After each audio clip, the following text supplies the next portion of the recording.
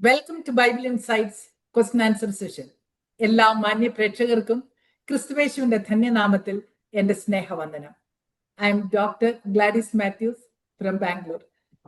ഒരു വിശ്വാസിയെ സംബന്ധിച്ചിടത്തോളം വേദപുസ്തകം വായിക്കുകയും പഠിക്കുകയും ചെയ്യുക എന്നുള്ളത് തന്റെ ജീവിതത്തിന്റെ അടിസ്ഥാനവും ഒഴിച്ചുകൂടാൻ വയ്യാത്ത ഭാഗവുമാണ്. ഇങ്ങനെയുള്ള വേദന പഠനത്തിൽ പലപ്പോഴും പല സംശയങ്ങളും ചോദ്യങ്ങളും മനസ്സിൽ ഉദിക്കാറുമുണ്ട്. അങ്ങനെയുള്ള ചോദ്യങ്ങൾക്കും സംശയങ്ങൾക്കും വേദപുസ്തക അടിസ്ഥാനത്തിൽ നിന്ന് ഒട്ടും വ്യതിചലിക്കാതെ ഉത്തരം കണ്ടെത്തുക എന്നുള്ളതാണ് ഈ സെഷനിൽ കൂടി ഞങ്ങൾ ഉദ്ദേശിക്കുന്നത്. കർത്താവിൽ പ്രസിദ്ധനും ഹീബ്രു ബൈബിൾ സ്കോളറും വേദ അധ്യാപകനുമായ doctor Babu John Vettamala sir അങ്ങനെയുള്ള നമ്മുടെ ചോദ്യങ്ങൾക്കും സംശയങ്ങൾക്കും വേദപുസ്തക അടിസ്ഥാനത്തിൽ തന്നെ ആധികാരികമായി ഉത്തരം പറയുവാൻ ഇന്നും നമ്മോടൊപ്പമുണ്ട്. Welcome to this session sir. Sir, ഇന്നത്തെ സെഷനിൽ അബ്രഹാമിനെ പറ്റിയുള്ള ഒരു ചോദ്യമാണുള്ളത്. കഴിഞ്ഞ സെഷനിൽ അബ്രഹാമിന്റെ യാഗത്തെ പറ്റി നമ്മൾ അല്പമായി ഒരു ചോദ്യത്തിന് മറുപടിയായി പറയുകയുണ്ടായി സർ. ചോദ്യം എങ്ങനെയാണ്, മനുഷ്യനെ യാഗം അർപ്പിക്കുക എന്നത് ദൈവം വെറുക്കുന്നല്ലോ. അങ്ങനെയെങ്കിൽ യഹോവയായ ദൈവം അബ്രഹാമിനോട് തന്റെ ഏകജാതനായ മകനെ യാഗമർപ്പിക്കുവാൻ പറഞ്ഞത് എന്തുകൊണ്ടാണ്? ചോദ്യം വീണ്ടും തുടരുന്നു. എന്തുകൊണ്ട് അബ്രഹാം ദൈവത്തിന്റെ വാക്കിനെ അനുസരിപ്പാൻ മനസ്സ് വെച്ചു? ദൈവം ദോഷങ്ങളാൽ മനുഷ്യരെ പരീക്ഷിക്കുമോ? ഓക്കെ, നമ്മള് it's a little difficult question to answer, I tell you honestly. ഒരു സ്ട്രൈറ്റ് ഒരു വൺ വേർഡ് ആൻസർ കൊണ്ട് ഇപ്പൊ തന്നെ പറയാമായിരുന്നു. നമ്മൾ ഈ പ്രോഗ്രസീവ് റെവലേഷൻ എന്നൊരു കാര്യമുണ്ട് ബൈബിൾ പഠിക്കുമ്പോൾ. ഒരു കാലഘട്ടത്തിൽ ആ കാര്യം പറഞ്ഞിരിക്കുക, വേറൊരു കാലഘട്ടത്തിൽ വെളിവായി വരത്തുള്ളൂ. ഒരു കാലഘട്ടത്തിൽ ശരിയാ, വേറൊരു കാലഘട്ടത്തിൽ തെറ്റാണ്. ഇപ്പം സിബിലിങ്സ് തമ്മിൽ കല്യാണം കഴിക്കുന്നത്, സഹോദരൻ തമ്മിൽ കല്യാണം കഴിക്കുന്നത് മോശയുടെ ന്യായപ്രമാണം വരുന്നത് വരെ ശരിയാ. സിബിലിങ്സാ കല്യാണം കഴിക്കുമായിരുന്നു. പക്ഷെ മോശയുടെ ന്യായപ്രമാണം വന്നപ്പോഴോ പാടില്ല, തെറ്റാണ്. ഹയർ നോളജിലേക്ക് മനുഷ്യൻ വന്നു. ഇതുപോലെ ദൈവത്തെ പറ്റി ദൈവിക പദ്ധതികളെ പറ്റിയുള്ള പൂർണ്ണ ജ്ഞാനം ഒരു കാലഘട്ടത്തിൽ മനുഷ്യൻ ലഭിച്ചിരുന്നില്ല. ദൈവം ദോഷങ്ങളാൽ പരീക്ഷിക്കുന്നതിനല്ല എന്നുള്ളത് യാക്കോബിന്റെ ലേഖനത്തിലാണ് വരുന്നത്. അപ്പോഴത്തേക്ക് സഹസ്രാബ്ദങ്ങൾ കുറെ കഴിഞ്ഞു. ആ നോളജ് നമുക്ക് വരുമ്പോഴേക്ക് സഹസ്രാബ്ദങ്ങൾ കഴിഞ്ഞു. രണ്ട്, ദൈവം നരബലി ഇഷ്ടപ്പെടുന്നില്ല എന്നുള്ള കാര്യവും അബ്രഹാമിന്റെ കാലത്തെ പോപ്പുലർ നോളജ് ആണോ? അല്ല. അബ്രഹാം ജീവൻ ഇസ്രായേൽ മക്കൾ കനാൻ ദേശത്ത് പാർക്കുന്ന കാലത്തുണ്ടല്ലോ, അന്നും നരബലി ഉണ്ടായിരുന്നു. അത് ദൈവം ഇടപെട്ട് സ്റ്റോപ്പ് ചെയ്യുമായിരുന്നു. ഇസ്രായേൽ മക്കൾ ചെയ്യാൻ നേരത്ത് മറ്റുള്ളവർ ചെയ്യുമ്പോഴും. ഇസ്രായേൽ മക്കളെ ദൈവം ഏറ്റവും അധികം വെറുത്തതും ആ നാട് വിട്ട് നോക്കണം. ഒരെണ്ണ ഈ നാട്ടിൽ കണ്ടല്ലോ അവനെല്ലാം മുടിച്ചു കളഞ്ഞ കാര്യം എന്നറിയാമോ? ബാലിന്റെ വലിയൊരു വിഗ്രഹം ഇങ്ങനെ നിൽച്ചിരിക്കുക, ഈ പഞ്ചലോഹ വിഗ്രഹം. അകത്ത് മുഴുവൻ തീയിട്ട് കത്തിക്കുക, പൊള്ള ഇങ്ങനെ കൈപിടിച്ചിരിക്കുക. ഇതേനെ കൊണ്ട് ബേബീസിനെ വെച്ചു കൊടുക്കുന്നു, കൊച്ചു കുഞ്ഞുങ്ങളെ ബാലിനെ പ്രസാദിപ്പിക്കാൻ. ഇസ്രായേൽ മക്കൾ അത് ചെയ്യുന്നത് ദൈവത്തെ പ്രസാദിപ്പിക്കാന്നുള്ള ചിന്തയില്ല. അതും ദൈവമാണെന്ന് വിചാരിക്കുന്നത്. അതും ഇതുമല്ല ദൈവം. അപ്പം കനാനിൽ എന്തുകൊണ്ടാണ് ചെയ്തത്? ദൈവമാണ്.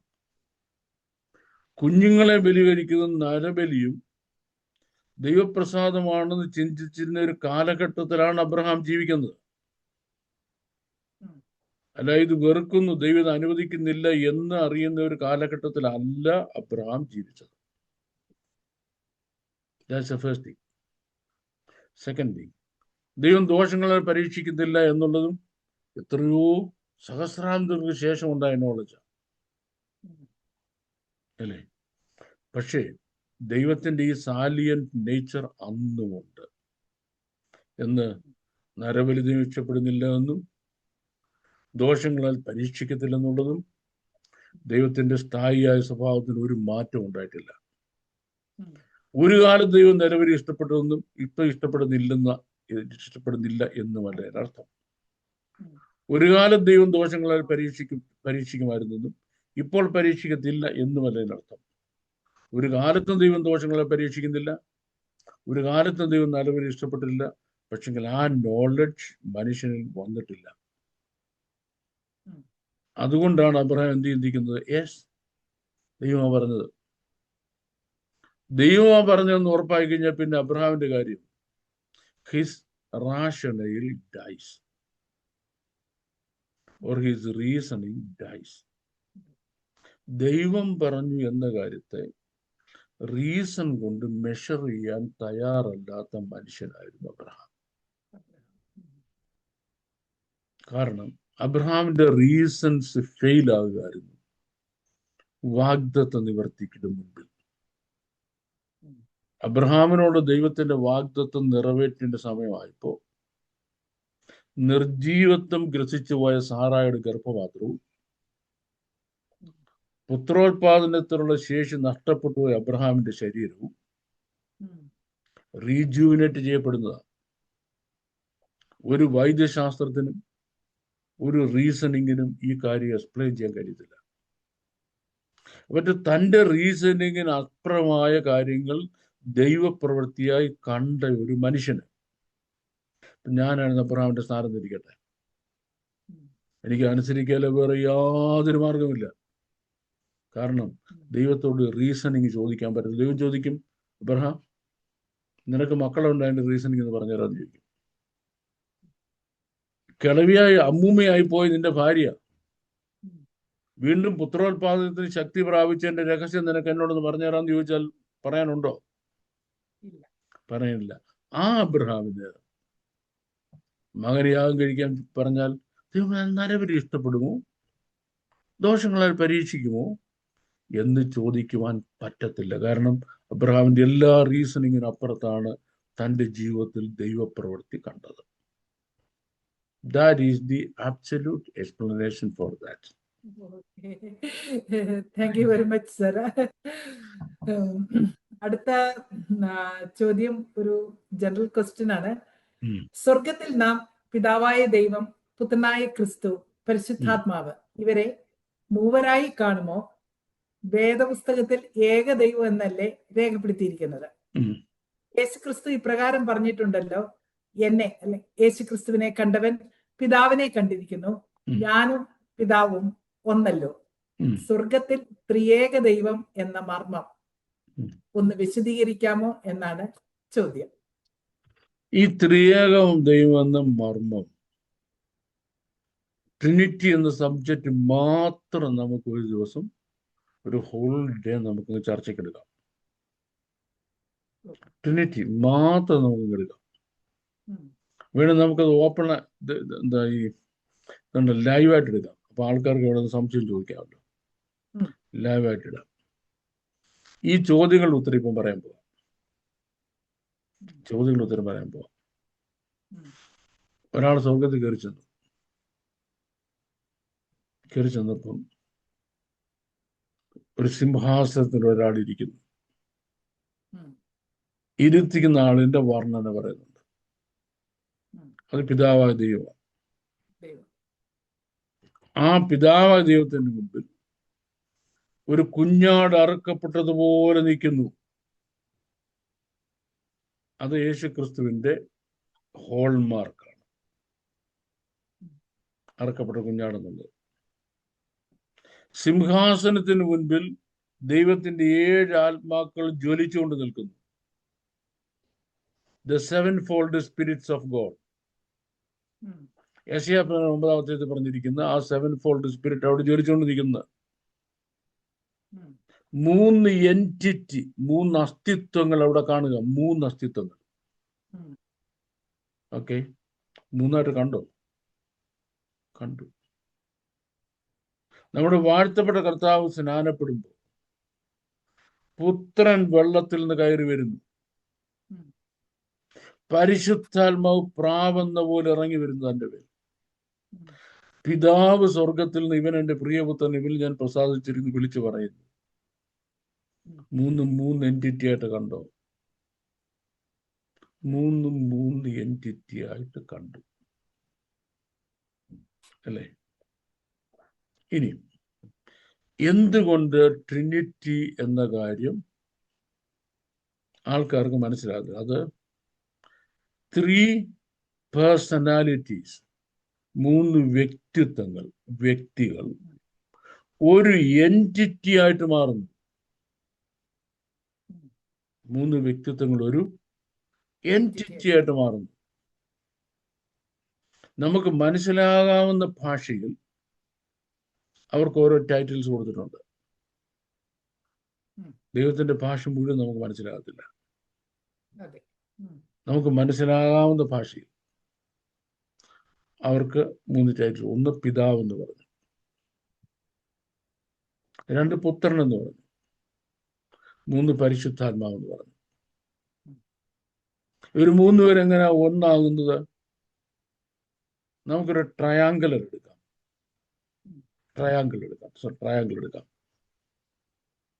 ആ ട്രയാങ്കിളിന്റെ ഒരു കോണിൽ ഇരിക്കുന്ന ഫാദർ എന്ന ഗോഡ് ദ ഫാദർ എന്ന, മറ്റേ സൈഡിൽ ഇരിക്കുന്ന ഗോഡ് ദ സൺ എന്ന, മൂന്നാമത്തെ സൈഡിൽ ഗോഡ് ദ ഹോളി സ്പിരിറ്റ് എന്ന് എഴുതിയിരിക്കുന്നത്. ഇപ്പൊ നമുക്ക് എത്ര ട്രയാങ്കിളായി? ഒരു ട്രയാങ്കിളേ ഉള്ളല്ലേ? നമുക്ക് ഒരു ട്രയാങ്കിളേ ഉള്ളൂ. പക്ഷെ എത്ര ടൈറ്റിൽസ് ഉണ്ട്? 3 ടൈറ്റിൽസ് ഉണ്ട് അല്ലേ? അപ്പൊ ഒരു ട്രയാങ്കിളിന്റെ ഒരു പാർട്ടിന് മറ്റേ പാർട്ടിൽ നിന്ന് മാറാൻ പറ്റുമോ? ഇല്ല. മാറിയാൽ ആ ട്രയാങ്കിൾ പിന്നില്ല. അൺസ്റ്റേബിൾ ആണ്. ആ ട്രയാങ്കിൾ പിന്നില്ല. ആ ട്രയാങ്കിൾ അവിടെ ഇല്ല. പിന്നെ ഇല്ല. അതാണ് അതിന്റെ യൂണിറ്റി. പിതാവും പുത്രനും പരിശുദ്ധാത്മാവും എങ്ങനെ ഒന്നാകുന്നത്? അത് ഒരു ട്രയാങ്കിളിന്റെ ഭാഗമായതുകൊണ്ട്. Come on man, അത് ഒരു ട്രയാങ്കിളിന്റെ ഭാഗമായതുകൊണ്ട്. അടുത്ത കക്ഷികൾ ചോദിക്കും 1+1+1 എന്ന് പറയുമ്പോൾ 1 ആണോ 3 ആണോ? അയ്യോ, അത് ഭയങ്കര ചോദ്യം കേട്ടോ. ഈ മാത്തമാറ്റിക്സിൽ 1++++ മാത്രമല്ല, ഇൻറ്റു കൂടെ ഉണ്ട്. 1 × 1 × 1 എത്ര? 1 അല്ലേ? ഈ പ്ലസ് മാത്രം പോകരുത്. അവിടെ കൊണ്ട് മാത്തമാറ്റിക്സ് തീരത്തില്ല. ഇൻറ്റു കൂടെ ഉണ്ട്. ഇനിയും ഇതിന്റെ functional diversity, role responsibilities and hierarchy. Functional diversity and roles responsibilities and hierarchies. ഇത് പഠിക്കേണ്ട കാര്യമാണ്. One has to study it. നമ്മൾ ചെയ്യാൻ പോകുന്നത് നമുക്ക് അധികം താമസിക്കാതെ, നമുക്ക് ഒരുപാട് ക്വസ്റ്റ്യൻസ് ആൻസർ ചെയ്യാനുണ്ടല്ലോ. കുറച്ചുകൂടെങ്കിലും, അല്ലെങ്കിൽ ആൾക്കാർ ആയിരിക്കും നമ്മൾ പറഞ്ഞു അവരുടെ ചോദ്യത്തിന് മറുപടി പറയുന്നത്. നമ്മൾ കുറച്ച് ക്വസ്റ്റ്യൻസ് ആൻസർ ചെയ്തിട്ട് നമുക്ക് ഈ ട്രിനിറ്റി എന്ന വിഷയം തന്നെ നമുക്ക് ആസ് എക്സ്പ്ലാനറ്ററി ആസ് പോസിബിൾ നമുക്ക് പറയണം. കാരണം വേദപുസ്തകത്തിലെ സെൻട്രൽ എന്ന് പറയുന്നത് ദൈവമാണെങ്കിൽ ആ ദൈവത്തിന്റെ എൻറ്റിറ്റി എന്ന് പറയുന്നത് ദൈവത്തിന്റെ ട്രിനിറ്റിയാണ്.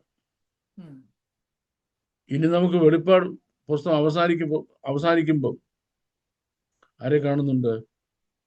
കുഞ്ഞാട് അവിടെ വരുന്നുണ്ട്.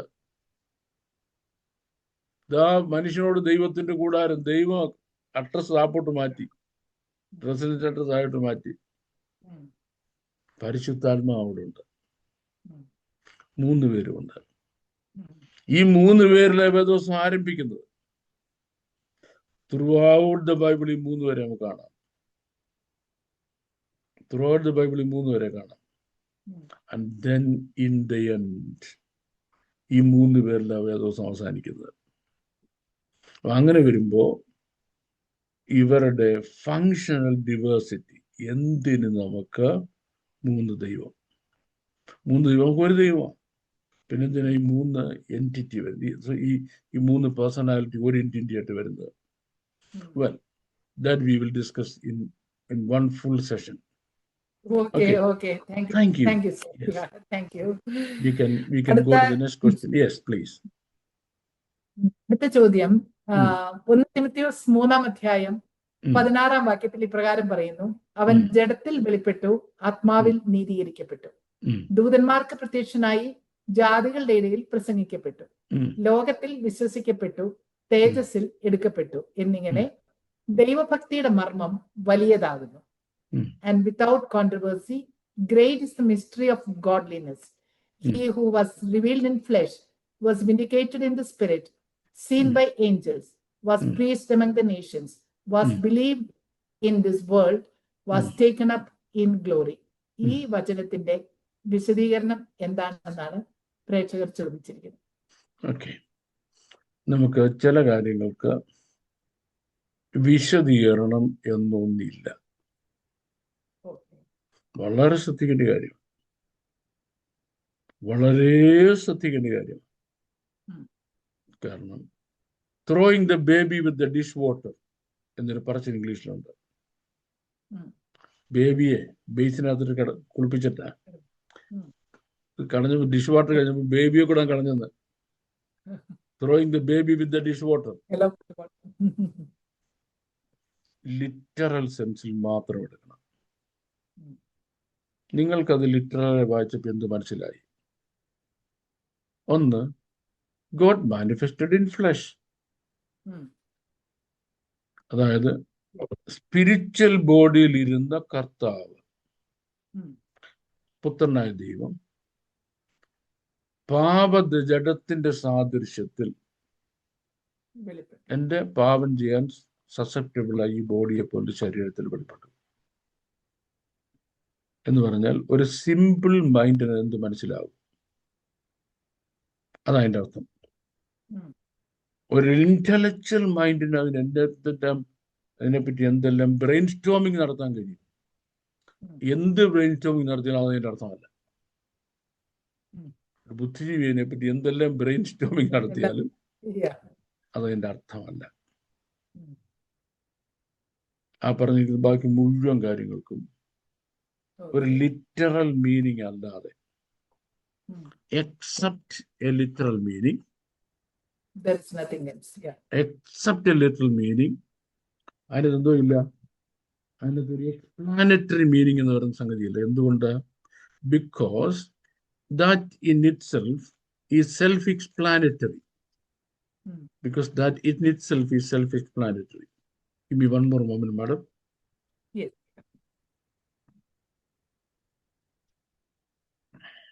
1 തിമോത്തിയോസിന്റെ ലേഖനം 3-ാം അധ്യായത്തിന്റെ 16. അവൻ ജഡത്തിൽ വെളിപ്പെട്ടു. ജഡത്തിൽ വെളിപ്പെട്ടു. God manifested in flesh. 2, ആത്മാവിൽ നീതീകരിക്കപ്പെട്ടു. ആത്മാവിൽ നീതീകരിക്കപ്പെട്ടു എന്ന് പറഞ്ഞാൽ ദൈവസന്നിധിയിൽ നീതി എന്താണ്? What is the righteousness of God? That he accomplished in him.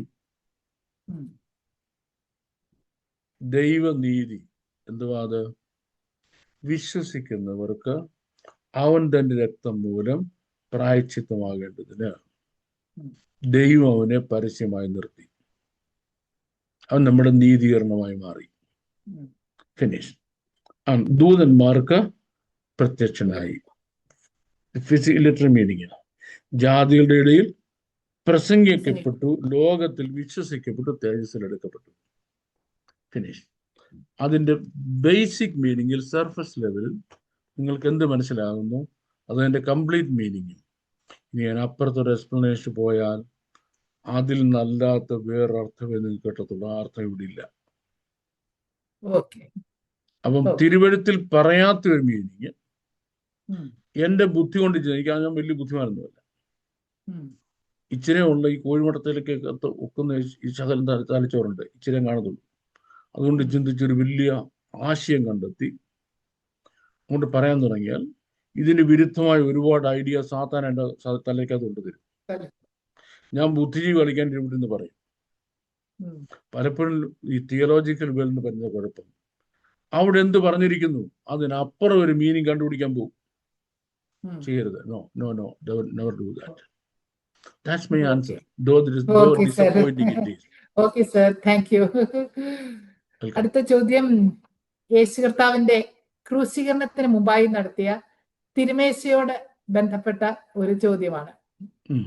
Mathai സുവിശേഷം 26-ാം അധ്യായം 27-ാം വാക്യത്തിൽ ഉം. പിന്നെ യേശു പാനപാത്രം എടുത്തു, സ്തോത്രം ചൊല്ലി അവർക്ക് കൊടുത്തു, എല്ലാവരും ഇതിൽ നിന്ന് കുടിപ്പീൻ എന്ന് പറഞ്ഞു. ഉം. ചോദ്യം ഇതാണ്: ഇന്ന് അനേക സഭകളിൽ ചെറിയ കപ്പുകളിൽ വെച്ച് അത് കുടിപ്പാൻ കൊടുക്കുന്നു, പാനപാത്രം. വേദപുസ്തക അടിസ്ഥാനത്തിൽ ഇത് ശരിയാണ്. പാനപാത്രത്തിന് വചന അടിസ്ഥാനത്തിലുള്ള വിശദീകരണം എന്താണ്?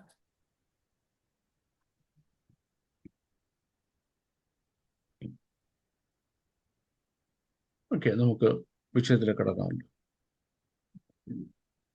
എല്ലാവരും ഒരേ അപ്പത്തിൽ നിന്ന് കഴിച്ചു, ഒരു പാനപാത്രത്തിൽ നിന്ന് കുടിച്ചു എന്നുള്ള എഴുത്തുകൊണ്ട് നമ്മുടെ സഭാ പിതാക്കന്മാർ, പ്രത്യേകം നമുക്ക് കേരളത്തിലോട്ട് വരാം കേട്ടോ, അല്ല നമുക്ക് മുമ്പുള്ള പിതാക്കന്മാര് അവർ വിചാരിച്ചു ഒരു ഗ്ലാസ്സിനെ തൊഴിക്കണം, എന്നിട്ട് എല്ലാവരും അതിനകത്ത് ഇങ്ങനെ സിപ്പ് ചെയ്യണം. അപ്പോഴും ഒരു പാനപാത്രത്തിൽ നിന്ന് കുടിച്ചാകത്തുള്ളൂ.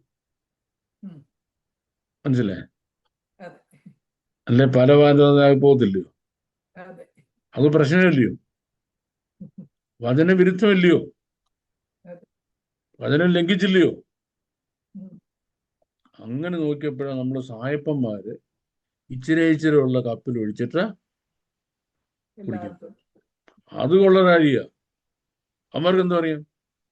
നമ്മളാണ് വചന അടിസ്ഥാനത്തിൽ ഒറ്റ കപ്പിൽ നിന്ന് എല്ലാവരും പോകുന്നത്. പലപ്പോഴും നമ്മളും ഈ സംഭവങ്ങൾ നമ്മൾ 2000 വർഷത്തെ അകൽച്ചയുണ്ട്. There is a distance of 2000 years between us and the real incident. Yes. നമുക്ക് പലപ്പോഴും നമ്മുടെ തൊട്ട് മുമ്പുള്ള ആളുകൾ കാണിച്ച കാര്യങ്ങളെ അറിയത്തുള്ളൂ. അവരങ്ങനെ ചെയ്യാൻ കാരണം ഒന്ന്, അവർക്ക് വചനത്തിൽ എന്താ പറഞ്ഞിരിക്കുന്നത് അറിയത്തില്ല. അവരെ അങ്ങനെ കാണിച്ചു കൊടുത്തത്. അപ്പൊ അവരെ നമ്മളെ കുറ്റം പറഞ്ഞ കാര്യമില്ല. നമുക്കൊരു കാര്യം ചെയ്യാം. Let us go back 2000 years. Back to the hall where Jesus had his last supper.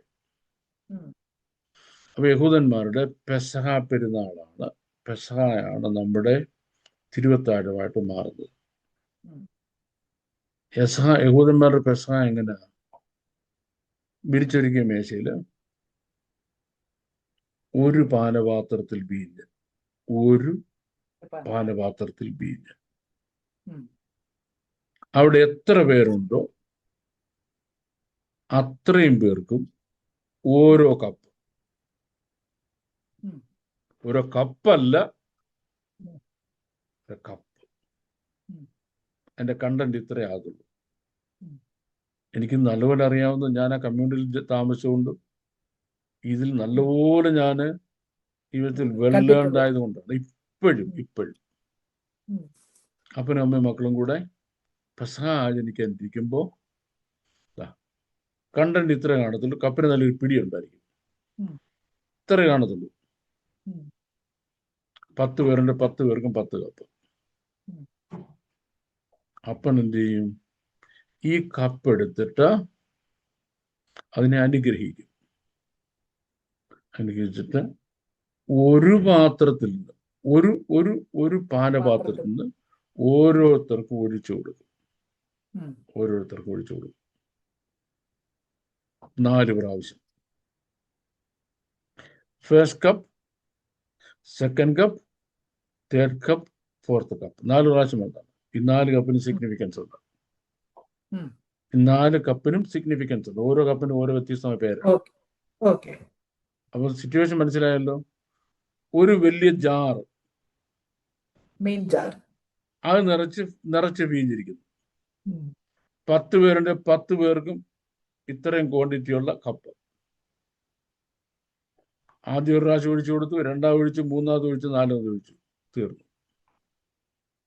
അങ്ങനെയാണെങ്കിൽ നമ്മുടെ യഥാർത്ഥ തിരുവത്താഴ് ശുശ്രൂഷ എങ്ങനെ ആയിരിക്കണം വീഞ്ഞു കൊടുക്കുന്നത്? ഒരു ടംബ്ലറിൽ ഒരു വലിയ ഇതില് വീഞ്ഞ് കൊണ്ടുവരണം. കേട്ടല്ലോ? ആ വീഞ്ഞെടുത്ത് വാഴ്ത്തും. വീഞ്ഞെടുത്ത് പറഞ്ഞാൽ വാഴ്ത്തുന്നു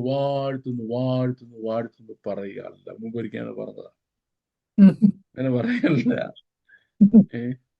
അപ്പം എന്നിട്ട് ഓരോ പ്രാവശ്യവും പറയേണ്ട വേർഡ്സ് ഉണ്ട്, അത് ഡിഫറെന്റാ. അത് പറഞ്ഞിട്ട് ഇത് ഒഴിച്ചു കൊടുത്തിട്ട് now receive and drink from it. ഇത് വാങ്ങി കുടിപ്പീൻ. അത് അതിന്റെ ശരിയായ രീതി നമ്മൾ വാഴ്ത്തപ്പെട്ട കർത്താവ് ചെയ്തതും ശിഷ്യന്മാർ ചെയ്തതും പിന്നീട് ശിഷ്യന്മാർ പ്രാക്ടീസ് ചെയ്തതും ഇത് തന്നെയാണ്. പക്ഷെ നമ്മൾക്ക് എന്തുകൊണ്ടോ ഈ വിശുദ്ധ തിരുവെഴുത്തുകൾ പറഞ്ഞ സംഭവങ്ങളാണ്, അതിനെപ്പറ്റി എക്സ്പ്ലെയിൻ ചെയ്യുന്ന ജൂവിഷ് സേജസ് ഉണ്ട്, ഗ്രേറ്റ് ജൂവിഷ് സേജസ് ഉണ്ട്. അവരിതിനെപ്പറ്റി എക്സ്പ്ലെയിൻ ചെയ്തിരിക്കുന്ന അവരുടെ എക്സ്പ്ലനേഷൻസ് ആണ് നമ്മൾ ബൈബിൾ കോളേജുകളിൽ കുട്ടികളെ പഠിപ്പിക്കാൻ എടുക്കേണ്ടത്. പക്ഷെ അതൊന്നും ബൈബിൾ കോളേജിൽ എടുത്തിട്ടില്ല. അതിന് പകരം പിന്നീട് അമേരിക്കയിലെ സാഹിബ്മാർ, ഇംഗ്ലണ്ടിലെ സാഹിബ്മാർ, ജർമ്മനിലെ സാഹിബ്മാർ എഴുതിയ കുറെ തിയോളജി പുസ്തകങ്ങളാണ് നമ്മൾ എടുത്തിരിക്കുന്നത്. അതുകൊണ്ട് നമുക്ക് ഇതിനെപ്പറ്റി അറിയാൻ വയ്യാത്തത്. അപ്പൊ യഥാർത്ഥമായി വിശുദ്ധ തിരുത്താഴം എടുക്കേണ്ടത് ഒരു കപ്പിനകത്ത് ഒഴിച്ചിട്ട്, ഗ്ലാസിനകത്ത് ഒഴിച്ചിട്ട് എല്ലാവരുടെയും വായിൽ ഇങ്ങനെ കൊണ്ട് സിപ്പി ചെയ്യിക്കുന്ന അല്ല ശരി, ഇൻഡിവിജ്വൽ കപ്പിൽ കൊടുക്കുന്നതാണ് ശരി. കാര്യം അത് അവിടെ സംഭവിച്ചത് അങ്ങനെ. Thank you. Okay, thank you. Okay, അടുത്ത ചോദ്യം. ഉപദ്രവം എന്ന വാക്കും മഹോപദ്രവം തമ്മിൽ വ്യത്യാസമുണ്ട്. Is tribulation and great tribulation same? അതിന്റെ തുടർച്ചയായിട്ട് ഒരു ചോദ്യം കൂടെ ഉണ്ട്. ഇതിനോട് സമ്മതം ഇല്ലാത്ത ഒരേ ആളിൽ നിന്നുള്ളതാണ്. ചോദിക്കട്ടെ. ദാനിയേൽ പ്രവചനം 12-ാം അധ്യായം 11-12 വാക്യങ്ങളിൽ പരാമർശിച്ചിരിക്കുന്ന 1290 ദിവസം, അതുപോലെ 1335 ദിവസങ്ങൾ എങ്ങനെയാണ് മഹോപദ്രവകാലമായ 7 വർഷത്തിൽ ഉൾപ്പെടുന്നത്? ആ സെക്കൻഡ് ക്വസ്റ്റ്യൻ നമുക്ക് ഇവിടെ സമയമില്ല, ഇവിടെ സ്കോപ്പ് ഇല്ല, അതുകൊണ്ടാണ്. പക്ഷേ നമുക്ക് എടുക്കാം, ഡെഫിനറ്റ് നമുക്ക് എടുക്കാം. പക്ഷെ ഇപ്പൊ ഇതിനകത്ത് നിൽക്കത്തില്ലതുകൊണ്ടാണ്. ഈ ഒന്നാമത് ഇതില് ഒരു ഹീബ്രു കൺസെപ്റ്റ്, ഹീബ്രു ഐഡിയ ആണ് ഇത് രണ്ടും. ഉച്ചാരണം കൊണ്ട് നമുക്ക് അങ്ങോട്ട് പെട്ടെന്ന് ക്ലിയർ ആകത്തില്ലെങ്കിൽ ഞാൻ ഒന്ന് ഉച്ചരിച്ച് നോക്കാം. സാറ എന്ന് പറഞ്ഞാൽ അബ്രഹാമിന്റെ ഭാര്യ സാറ, SARAH, സാറ. അത് TZARA, സാറ എന്ന് പറഞ്ഞാൽ ട്രിബുലേഷൻസ്, പെർസിക്യൂഷൻസ്, കഷ്ടത എന്നാണ്. കഷ്ടത. സറ. ഇനിയും സആം എന്നൊരു പേരുണ്ട്. സആം, TZAAM, സആം.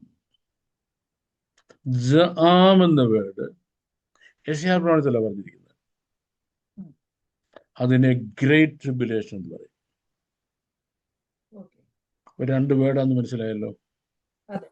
ഇനി വ്യത്യാസം എന്താ?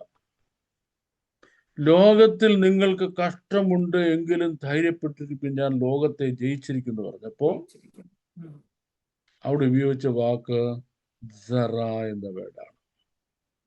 സറ. ദാറ്റ് മീൻസ് ഈ ലോകത്തിൽ സാത്താൻ നിങ്ങളെ പീഡിപ്പിക്കും, ഈ ലോകവും നിങ്ങൾക്കെതിരാണ്. നിങ്ങൾ ദൈവമക്കളായിരിക്കുന്തോളം കാലം ഈ ലോകത്തിന് കഷ്ടമുണ്ട്. ഏതുണ്ട്? സാറ. സാറായുണ്ട്. ലോകത്തിലെ കഷ്ടം.